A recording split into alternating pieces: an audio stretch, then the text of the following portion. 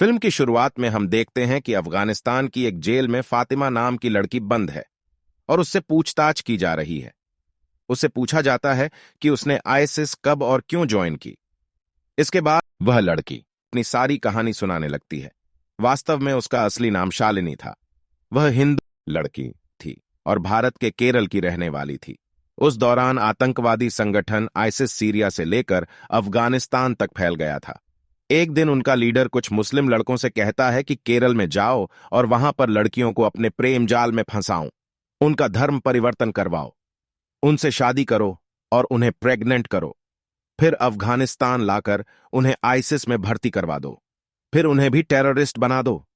इसके बाद वे मुस्लिम युवक केरल में आ जाते हैं। उनके साथ कुछ मुस्लिम लड़कियों को भी भेजा जाता है ताकि वे हिंदू लड़कियों को तरह तरह से ब्रेन वॉश करें।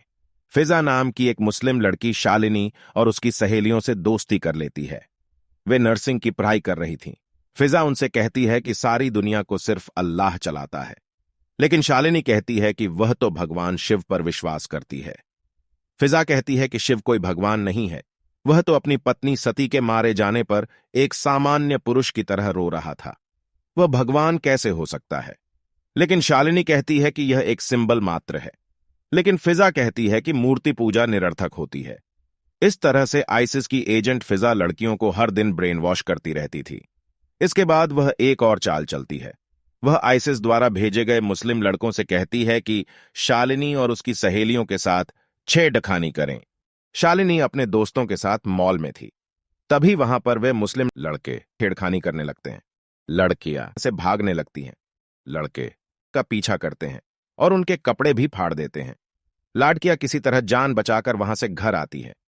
इसके बाद फिजा उनसे कहती है कि तुम इस्लाम अपनाकर मुस्लिम बन जाओ और हिजाब पहनना शुरू कर दो, क्योंकि कभी भी हिजाब पहनी हुई मुस्लिम लड़की से छेड़खानी नहीं होती है और ना ही उनका रेप होता है। यह सुनकर कुछ लाड़कियां सच में ही अपना धर्म बदल लेती हैं और हिजाब पहनने लगती हैं। लेकिन शालिनी ऐसा नहीं करती। एक दिन अराफात नाम का लाड़का शालिनी से मिलता है। वह उससे अपने प्यार का इजहार करता है। धीरे धीरे शालिनी भी उसके प्यार में पैठ जाती है। एक दिन अरफात कहता है कि तुम धर्म बदल लो, फिर मैं तुमसे शादी कर लूंगा। पहले तो शालिनी मना करती है, लेकिन फिर अराफात कहता है कि ऐसा करना पड़ेगा, नहीं तो उसके परिवार वाले नहीं मानेंगे।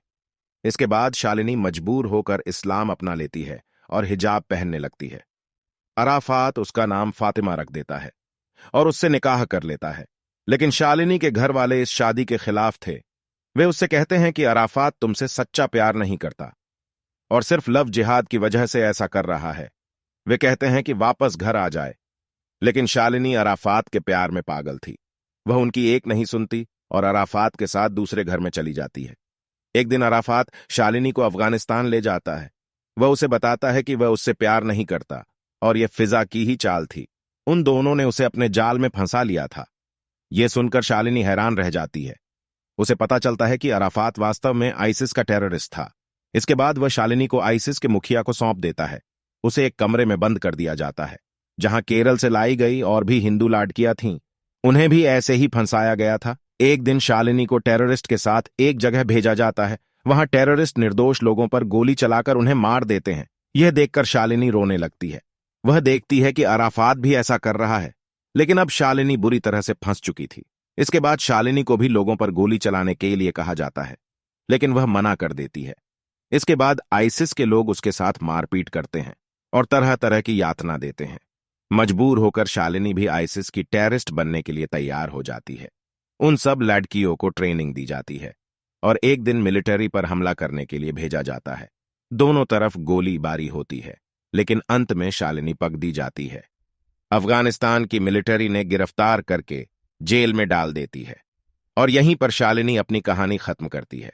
इसके बाद फिल्म फिर से मौजूदा समय में आ जाती है। अंत में शालिनी कहती है कि कम से कम 32,000 केरल की लड़कियों को आईसिस में भर्ती कर लिया गया है। इसके लिए इस फिल्म की काफी निंदा भी की गई है।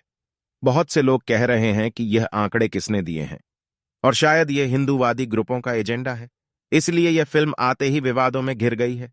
इसी के साथ यह स्टोरी खत्म होती है। अब मिलते हैं अगली स्टोरी के साथ।